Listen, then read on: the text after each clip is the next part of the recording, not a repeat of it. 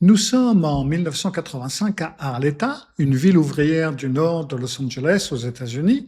Michelle Avila a 17 ans, tout le monde l'appelle Missy. Elle vient d'entrer en classe de première au lycée San Fernando. Elle mesure moins d'1,50 m, elle pèse à peine 43 kilos et pourtant, dans les couloirs de son lycée, elle occupe toute la place. Elle est belle, les garçons la regardent, les filles voudraient lui ressembler. Et Missy, elle ne semble jamais s'en apercevoir. Elle est douce, elle est simple et peut-être un petit peu naïve. C'est même ça qui lui a posé problème 1 an plus tôt. De quelle manière? C'est ce que nous allons voir dans ce récit de l'ombre. Bienvenue.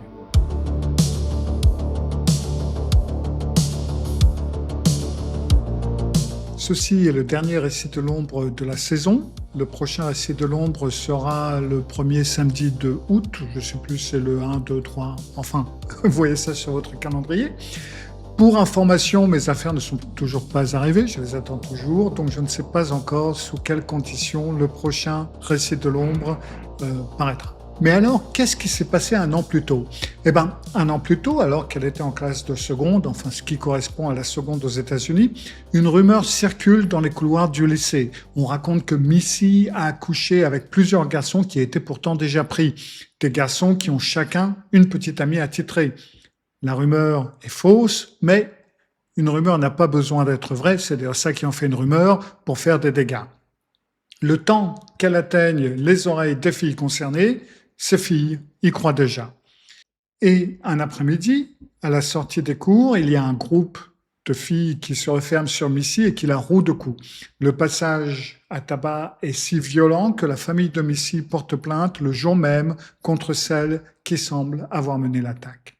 L'affaire traîne pendant des mois devant les tribunaux, puis le 1er octobre 1985, Missy entre en classe de première. Elle doit témoigner dans 1 semaine. Elle est nerveuse, bien sûr, mais elle sait au fond d'elle-même qu'elle fait exactement ce qu'il faut faire. Ce mardi-là, Missy rentre de l'école et annonce à sa mère qu'elle sort retrouver des amis. Rien d'inhabituel à ça. Missy a toujours eu un grand cercle d'amis, ça n'a pas changé. Sa mère, Irène, donne son accord à une condition, que tu sois rentré à 18h. Missy accepte et quelques minutes plus tard, une camarade de 17 ans, Laura Doyle, klaxonne devant la maison. Missy embrasse sa mère, salue son frère et court jusqu'à la voiture et là, les 2 filles s'en vont. 18h sonne, Missy n'est toujours pas rentrée. Irène ne s'inquiète pas outre mesure, sa fille dépasse régulièrement le couvre-feu, alors elle peut appeler pour demander un délai ou alors elle rentre un peu plus tard et elle s'excuse. Bref, ce n'est généralement pas un gros problème. Peu après 18h, d'ailleurs, le téléphone sonne, Irène décroche, elle s'attend à entendre la voix de Missy, mais c'est Laura. Laura hésite un peu, puis elle demande « Est-ce que Missy est à la maison ?» Ben non, elle n'est pas à la maison, elle est partie avec toi, Laura. Elle n'est pas avec toi? Ben non, elle n'est pas là, qu'est-ce qui se passe? Laura panique un peu et raconte l'après-midi. Laura raconte que les 2 filles ont roulé un moment en ville, comme d'habitude, puis elles se sont arrêtées au parc de Stonehurst. C'est un lieu de rendez-vous habituel pour leur bande d'amis. En entrant dans le parc de stationnement, Laura cherche des voitures familières et elle n'en reconnaît aucune. Elle s'apprête à faire demi-tour quand Missy l'arrête. « Attends, je connais ces types là-bas. Je veux aller leur dire bonjour. » À l'autre bout du parc de stationnement, il y a 2 garçons d'une vingtaine d'années qui se tiennent près d'une voiture bleue. Laura, elle, ne les connaît pas, mais elle a l'habitude. Tout le monde connaît Missy et Missy connaît tout le monde. « Vas-y, dit Laura, vas-y, je me gare et j'arrive. » Missy s'éloigne, la main levée en signe de salut vers les 2 inconnus qui lui répondent d'un sourire. Laura gare la voiture, remarque que le réservoir est presque vide et elle lance à Missy à distance « Je file faire le plein, je reviens te chercher. »« D'accord, à tout de suite, » lui répond Missy. Quelques minutes plus tard, Laura revient au parc de stationnement, la voiture bleue a disparu, les 2 garçons ont disparu, Missy a disparu, tout le monde a disparu. Nous sommes en 1985, donc il n'y a pas de téléphone portable, il n'y a pas de message possible. Laura reste assise un instant devant la place vide, elle hésite et puis elle se dit que bon, Missy est une grande fille, elle connaît sûrement ces garçons, ils vont la ramener chez elle, donc elle roule un petit moment dans le quartier juste pour être sûre, elle cherche la voiture bleue, elle ne trouve rien et elle rentre chez elle et c'est donc alors qu'elle appelle Irène. Les deux femmes passent la soirée à téléphoner à toutes les connaissances possibles de Missy, rien. Après, elles font le tour des maisons du quartier, frappent à toutes les portes, personne n'a vu Missy. Tard dans la nuit, épuisée, sans réponse, elles rentrent se coucher dans l'espoir que le matin apporte de meilleures nouvelles. Et le lendemain, Missy n'est toujours pas réapparue. Irène se rend donc au commissariat. La police interroge Laura pendant quelques heures, la voiture bleue, l'allure des deux garçons, les mots exacts de Missy. Rongée par la culpabilité d'avoir été la dernière à voir son amie, Laura donne tout ce qu'elle peut, toutes les informations qu'elle a à disposition, mais la description reste quand même un peu vague. Elle était trop loin et elle avoue elle-même qu'elle n'a pas vraiment regardé. Alors, la police lance une battue dans tout Arleta et les environs. La famille de Missy, ses proches, organisent de leur côté leurs propres recherches. Et après plusieurs jours, ni les enquêteurs, ni les proches n'ont trouvé la moindre trace de Missy, ni des deux inconnus, ni de la voiture bleue. Le 4 octobre, 3 jours après sa disparition, on retrouve Missy. Et il faudra encore 3 années aux enquêteurs pour comprendre ce qui lui est réellement arrivé. Je vais vous faire un résumé de ces 3 ans de recherche pour que ça ne prenne pas trop de temps. Alors, d'après les témoignages qui ont été recueillis par la suite, voilà la reconstitution de cette journée du 1er octobre 1985. Et pour la comprendre, il faut remonter un petit peu en arrière. Alors, Missy, elle a 2 meilleures amies, Laura Doyle, qui a 17 ans, celle qui vient la chercher en voiture, et une autre camarade du même âge, Karen Severson. Les 3 filles se connaissent depuis l'école primaire, elles habitent presque la même rue et ne se quittent jamais. 1 mois plus tôt, en septembre, le trio se déchire. Une nouvelle rumeur circule au lycée. Missy aurait couché avec des garçons déjà en couple, sauf que cette fois-ci, les petites amies visées sont Laura et Karen elles-mêmes. Les 2 filles savent pourtant donc qu'une rumeur semblable avait déjà visé Missy 1 an plus tôt et que tout s'était révélé faux. Mais parce que la rumeur les touche directement, cette fois-ci, elles vont toutes les 2 trouver Missy. Écoute, je ne pense pas que ce soit vrai, mais dis-nous, est-ce que tu as couché avec nos copains ? Et Missy leur répond sans détour, non mais ça n'a pas la tête, vous plaisantez. Mais vous avez vu ce qui s'est passé l'an dernier ? C'est exactement la même chose, c'est un mensonge. Mais j'arrive pas à croire que vous arriviez à y croire. C'est quoi ce truc ? La discussion s'envenime, elle tourne à la dispute, Laura s'énerve, puis se calme assez vite. Karen, elle par contre, elle ne décolère pas. Elle a vu Missy un jour plaisanter avec son petit ami et depuis, le doute la ronge. Et la discussion s'arrête net lorsque Missy tourne les talons pour partir. Karen la rattrape par le bras, elle la force à se retourner et la gifle en plein visage. Et à cet instant précis, les 3 filles comprennent qu'elles viennent de franchir une limite et que 10 ans d'amitié tiennent désormais à un fil très mince. Dans les semaines qui suivent, Missy et Laura se réconcilient. Missy et Karen, elles continuent de s'éviter. Mais l'éloignement pèse sur les 2 filles, ça fait bien longtemps qu'elles se connaissent, et le matin du 1er octobre, Karen appelle enfin Missy pour s'excuser.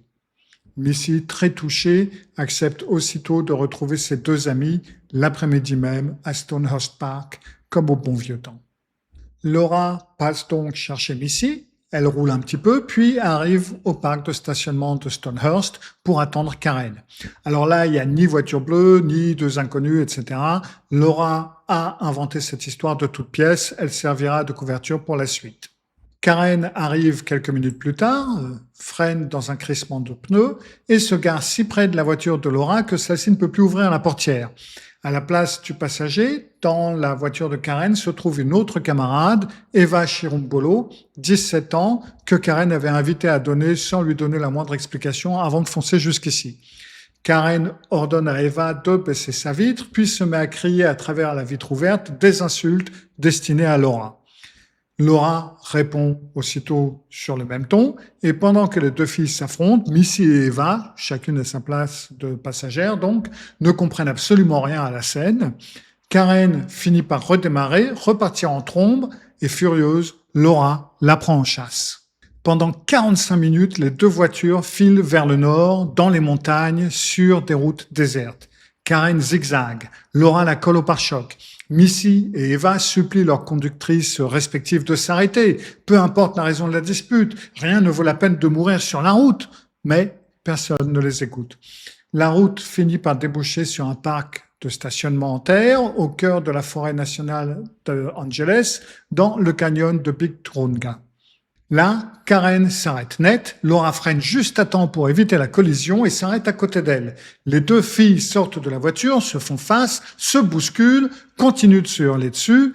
Eva reste assise sans bouger, dans l'espoir que tout s'arrête. Missy, elle regarde ses deux meilleures amies sur le point d'en venir aux mains et décide d'intervenir. Elle ouvre sa portière et à l'instant même où elle le fait, Laura et Karen cessent net de se battre. Comme sur un signal, elles se tournent ensemble vers Missy et accourent. Elles se plantent devant la portière ouverte, lui bloquent le passage. Missy ne peut plus sortir de la voiture et elle ne peut pas non plus refermer la porte pour se mettre à l'abri. Missy ne peut plus s'échapper. Karen se penche vers elle, sa voix est basse et chargée de menaces, et elle lui dit « Tu sais, toute cette histoire, c'était une comédie. Laura et moi, on ne se dispute pas entre nous. On est fâchés contre toi. » Les deux filles tirent Missy hors de la voiture, la plaquent contre la carrosserie et lui hurlent qu'elle a couché avec leurs petits amis et qu'elles le savent. Missy tente de se défendre. « Mais non, c'est pas vrai, je sais pas de quoi vous parlez. » Mais les cris ne s'arrêtent pas et Missy finit par s'effondrer, silencieuse, recroquevillée sur elle-même. Laura et Karen la saisissent alors et la poussent vers un sentier qui s'enfonce dans la forêt. Missy, comme je vous l'ai déjà dit, mesure 1m47 exactement et pèse 43 kg. Karen mesure 1m57 pour plus de 90 kg. Laura mesure 1m78 pour 61 kg. Donc vous voyez bien dans quelle direction la balance penche. Missy sait donc également qu'elle n'a absolument aucune chance contre les deux. Elle avance donc tête baissée, poussée de temps à autre par ses anciennes amies. Eva, sortie de la voiture, suit à distance sans intervenir. Une fois hors de vue du parc de stationnement, Laura s'arrête brusquement et fait volte-face. Missy pleure, tête baissée, dans l'espoir que tout s'arrête là. Quand elle relève les yeux, Laura la frappe en plein visage. Karen se joint aussitôt à elle. En quelques instants, Missy se retrouve au sol, frappée, rouée de coups de pied, piétinée. Eva, elle regarde, elle est toujours immobile. Les coups cessent. Laura sort alors un couteau, saisit les cheveux de Missy et commence à les couper à la hâte. Missy n'était pas vaniteuse, mais elle tenait à ses cheveux comme à un trésor et Laura, comme Karen, le savait. Karen, qui n'a pas de couteau, se met à arracher les mèches à pleine main. Une fois les cheveux hachés, les deux filles se redressent et regardent Missy qui est recroquevillée au sol en larmes. Mais elles ne s'arrêtent pas là. Elles attachent les poignets de Missy dans le dos et lui posent un bâillon sur la bouche. Eva ne bouge toujours pas. Laura descend ensuite vers un ruisseau qui coule quelques mètres plus bas. Elle entre dans l'eau jusqu'à mi-mollet, se retourne vers Missy et lui lance « Pourquoi tu descendrais pas dans l'eau avec moi ?» Missy ne bouge pas. Karen la soulève alors et la pousse dans la pente. Les mains liées, Missy ne peut pas amortir sa chute. Elle heurte le sol du visage et roule jusqu'au bord de l'eau. Avant qu'elle ne se relève, Laura et Karen se jettent sur elle, la traînent dans le ruisseau. Eva, qui assiste à la scène, tourne les talons et court vers les voitures. Arrivée là-bas, elle trouve les deux portières verrouillées. Impossible de repartir, impossible de marcher. Elle est trop loin de tout. Elle rebrousse donc chemin vers ses amis et en chemin, avant même d'apercevoir qui que ce soit, elle entend un hurlement à glacer le sang venu du fond de la forêt. Terrifiée, elle fait à nouveau demi-tour et court se réfugier entre les deux voitures où elle s'assoit à même le sol et se balance d'avant en arrière pendant près d'1 heure. Laura et Karen finissent par ressortir du sentier, trempées et un rire aux lèvres. Missy n'est plus avec elle. Après qu'Eva ait fui vers les voitures pour la première fois, Laura et Karen traînent Missy dans une quinzaine de centimètres d'eau et la couchent sur le ventre. Missy tente désespérément de garder la tête hors de l'eau. Laura lui saisit les jambes pour les enfoncer. Karen lui plaque l'arrière du crâne sous la surface. Missy se débat pour survivre et parvient un instant à se dégager. Sa tête émerge, elle prend une profonde aspiration et puis pousse donc ce cri que Eva entendra depuis le sentier. Karen reprend aussitôt sa prise et lui replonge la tête sous l'eau. Missy se tord encore, avale de l'eau par gorgées jusqu'à ce que ses forces s'épuisent. Sentant Missy à bout, Laura et Karen s'écartent juste assez longtemps pour courir chercher une bûche épaisse sur la berge, une bûche dont les enquêteurs établiront plus tard le poids 45 kilos, plus lourde que Missy elle-même. Elle la porte jusqu'au ruisseau et la laisse tomber sur l'arrière du crâne de Missy, là maintenant définitivement sous l'eau. Quelques minutes plus tard, Laura et Karen remontent au parc de stationnement, montent en voiture avec Eva et rentrent chez elles en laissant Missy, le corps de Missy, dans les bois. 3 jours plus tard, un groupe de randonneurs découvre le corps de Missy dans le ruisseau. La police, sur place, trouve près du corps des mégots de cigarettes, une bouteille de bière et une salopette d'homme. Ce sont des objets, en fin de compte, sans le moindre rapport avec le crime, mais qui viennent involontairement renforcer l'histoire des 2 inconnus et de la voiture bleue. D'autant que Laura, dans sa description à la police, avait laissé entendre qu'il s'agissait de garçons du genre à traîner dans les bois pour boire et fumer. L'enquête suit donc cette fausse piste pendant des mois, puis des années, jusqu'à devenir une affaire non résolue, ce qu'on appelle un cold case.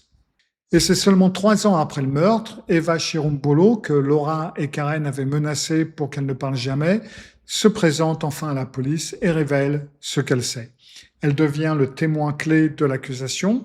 Elle affirme ne pas avoir suivi Laura et Karen jusqu'au ruisseau, ne jamais avoir vu Missy mourir.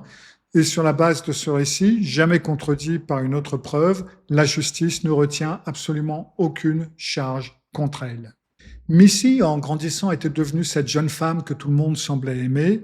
Laura et Karen, elles avaient vécu l'inverse. Elles étaient mal dans leur peau, persuadées que personne ne les aimait vraiment. Leur jalousie envers Missy s'était transformée en rancune, puis en haine pure. C'était Laura et Karen qui, déjà en 1984, avaient lancé la première rumeur qui avait conduit au passage à tabac de Missy. Et cela ne leur suffisait pas. Elles estimaient que Missy méritait bien pire. En septembre 1985, elles décident donc de la tuer et bâtissent leur plan autour d'une certitude. Missy ne restera jamais fâchée avec ses amis, elle cherchera toujours à se réconcilier. Elle lance donc une nouvelle rumeur, provoque la dispute prévue, puis Laura fait mine de se réconcilier la première. Quelques semaines plus tard, Karen appelle à son tour Missy pour s'excuser et lui propose de se retrouver, entre guillemets, comme au bon vieux temps. Missy, trop heureuse de retrouver ses 2 meilleures amies, tombe donc dans le piège. La suite se déroule comme prévu.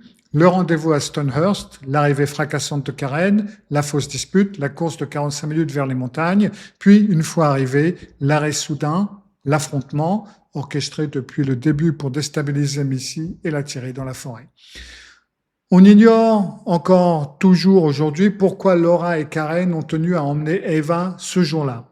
Les enquêteurs pensent qu'elle a servi, elle aussi, de couverture.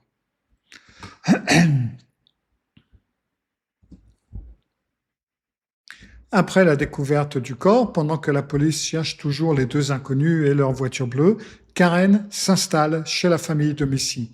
Elle explique vouloir soutenir Irène dans cette épreuve. En réalité, elle veut surveiller de près l'enquête et détourner à la moindre occasion les soupçons loin d'elle et de Laura.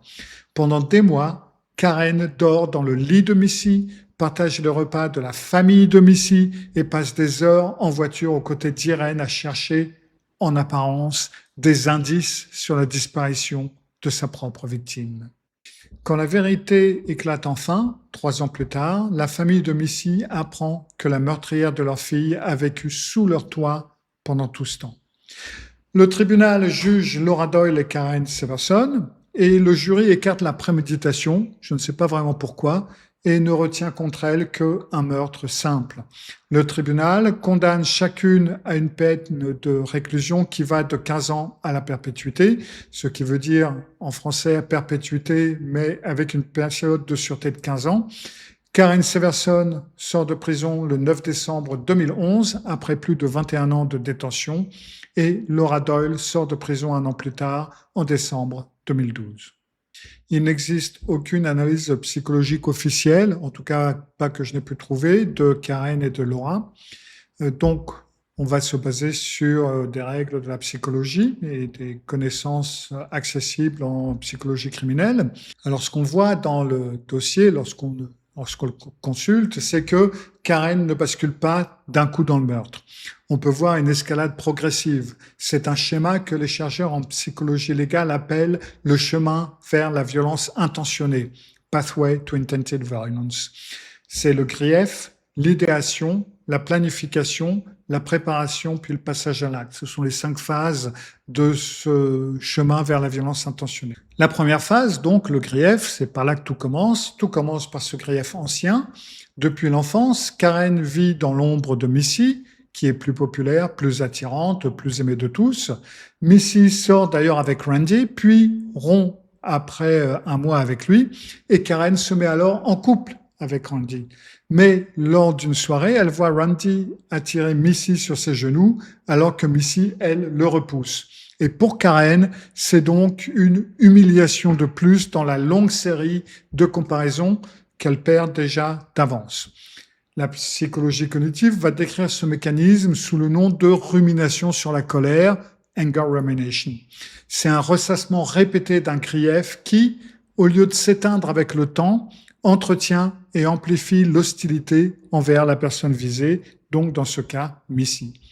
Après, phase suivante, ce grief se transforme en idéation, c'est-à-dire en fantasme concret de nuire. 1 an avant le meurtre, Karen lance déjà une rumeur qui vaut à Missy un passage à tabac. Cet épisode fonctionne comme un test. Karen découvre qu'elle peut faire du mal à Missy sans en subir la moindre conséquence directe. Le modèle général de l'agression, tel qu'il a été décrit entre autres par Anderson et Bushman, montre justement comment l'absence de coups perçus renforce et consolide une trajectoire agressive, l'encourage à se répéter sous une forme plus grave. C'est d'ailleurs ce qu'on peut voir dans toute la délinquance en ce moment en France. Vient alors la planification, qui donc est l'étape suivante. En septembre 1985, Karen et Laura ne réagissent plus sous le coup de l'émotion. Là, elles ont construit un scénario complet. Fausse rumeur pour provoquer une dispute, fausse réconciliation, faux rendez-vous, fausse dispute en voiture. C'est une construction méthodique qui est échelonnée sur plusieurs semaines. C'est ce qui correspond au critère central de ce que l'on appelle justement l'agression instrumentale ou prédatrice, qui est en fin de compte contraire à l'agression réactive, qui est impulsive et qui est embrasée sur l'instant. L'agression instrumentale, elle est planifiée, elle est contrôlée et elle est tournée vers un but très précis et s'accompagne en fin de compte d'un affect étrangement plat au moment de l'exécution. Et c'est exactement ce que rapportent les témoins de cette journée du 1er octobre. Là, le duo joue un rôle très déterminant. Seule Karen aurait peut-être rejoué la même rumeur, la même agression physique qu'1 an plus tôt. À 2, la dynamique change de nature. Chacune valide et amplifie la détermination de l'autre. C'est donc ce phénomène que les psychologues sociaux appellent la polarisation de groupe. Même dans un groupe qui est réduit à 2 personnes, l'interaction mutuelle pousse les positions initiales vers des extrêmes qu'aucun des 2 isolément n'aurait probablement atteint. Ça, j'en ai déjà parlé dans d'autres situations où 2 protagonistes étaient impliqués. Après le meurtre, le comportement de Karen change de registre, mais il reste cohérent avec ce qui précède. Elle s'installe chez la famille de Missy, dort dans son lit, participe aux recherches pendant 2 ans et demi, tout en sachant qu'elle est l'auteur du crime. Et cette capacité à maintenir une image cohérente d'elle-même malgré l'acte commis, sans qu'il y ait une dissonance apparente. Ça correspond à ce qu'on appelle le désengagement moral. C'est un ensemble de mécanismes cognitifs qui est donc la minimisation des conséquences, déshumanisation de la victime, diffusion de la responsabilité, et tout ça, ça permet à un individu de commettre un acte gravement immoral sans ressentir la dissonance qui devrait normalement en résulter. Ses déclarations publiques, d'ailleurs, après sa libération, où elle affirme que Missy ne s'est jamais excusée, entre guillemets, illustre justement une illustration de la faute typique des sujets qui présentent une froideur affective marquée. La responsabilité, elle est reportée sur la victime elle-même. Moi, j'ai rien fait, à la limite. Son obsession, qui est documentée après le meurtre, donc visite répétée de la tombe, du ruisseau, mur de sa chambre couverte de photos de Missy, correspond plutôt à une rumination compulsive centrée sur le contrôle du récit qu'à un authentique travail de deuil. Karen gère la scène du crime, elle ne la fuit pas. Le comportement de Laura, lui, suit une autre logique. Elle admet en 2002, lors d'une audience de libération conditionnelle, avoir attiré Missy vers sa mort. Mais elle désigne Karen comme le véritable cerveau de l'opération, ce qui est le plus probable également. Cette dynamique est donc la dynamique du partenariat criminel asymétrique, bien documenté en psychologie légale, deux individus qui isolément n'auraient probablement pas agi, mais dont l'interaction mutuelle amplifie et légitime chez chacune la décision de tuer. Voilà, c'était le dernier récit de l'ombre de la saison. Je vous retrouve d'ici 15 jours, 3 semaines pour une nouvelle saison. Prenez bien soin de vous, à bientôt, au revoir.